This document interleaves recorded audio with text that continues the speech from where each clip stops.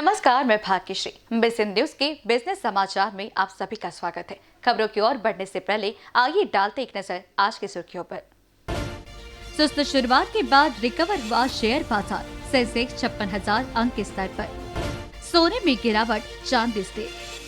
बुधवार को स्थानीय सराफा बाजार में सोने में जहां गिरावट रही, वहीं चांदी अपने पिछले भाव पर ही स्थिर रही। सोना 100 रुपए की गिरावट के साथ 49,000 रुपए प्रति 10 ग्राम पर पहुंच गया।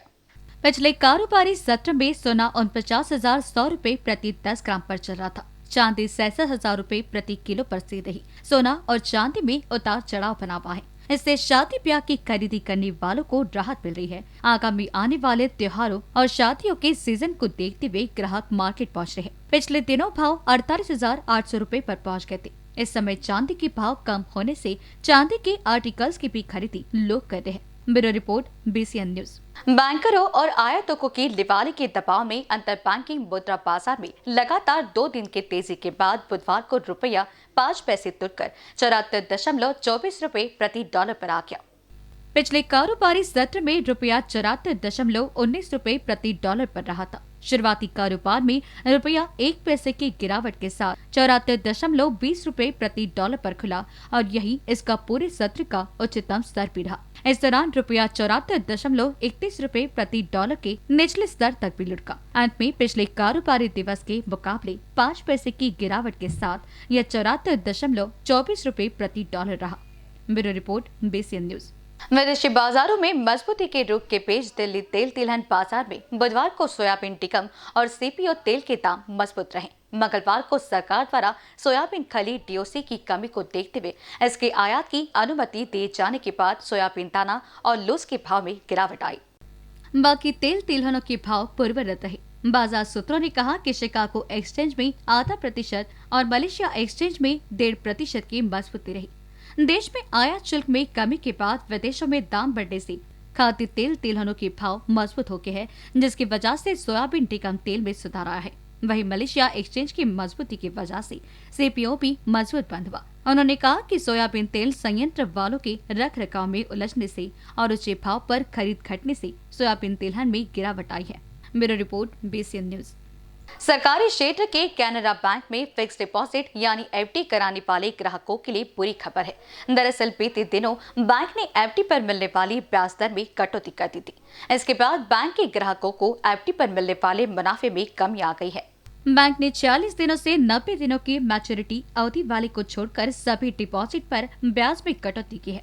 7 दिन से 45 दिनों की मैच्योरिटी पीरियड वाले फिक्स डिपॉजिट पर कैनरा बैंक 2.90% ब्याज दे रहा है।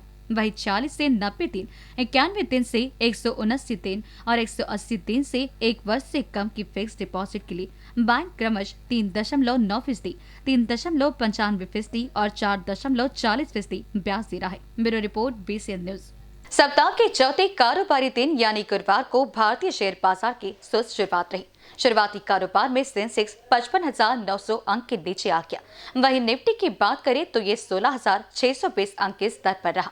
हालांकि कुछ ही मिनटों के बाद सेंसेक्स और निफ्टी रिकवर भी हुए। इसके बाद सेंसेक्स 56,000 अंक के स्तर पर पहुंच गया।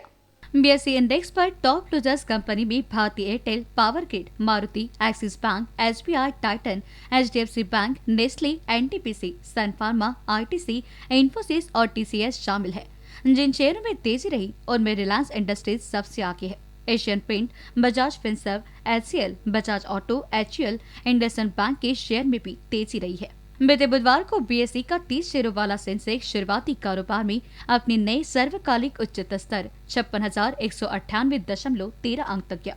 अंत में यह पिछले दिन के मुकाबले 14.77 अंक या 0.03% के नुकसान से 55,944.21 अंक पर बंद हुआ। नेशनल स्टॉक एक्सचेंज का निफ्टी 10.5 अंक या 0.06% की बढ़त के साथ नए रिकॉर्ड स्तर 16,634.65 अंक पर बंद हुआ। कारोबार के दौरान इसने 16,712.45 अंक का अपना सर्वकालिक उच्च स्तर भी छुआ। Bureau report, BCN news. खबरें समाप्त करने से पहले आइए डालते एक नजर आज की सुर्खियों पर। सुस्त शुरुआत के बाद रिकवर हुआ शेयर बाजार, सेंसेक्स 56,000 अंक के स्तर पर। सोने में गिरावट, चांदी स्थिर। बिजनेस समाचार में फिलहाल इतना ही। ऐसी अन्य खबरों से जुड़े रहने के लिए देखते रहिए BCN न्यूज। नमस्कार।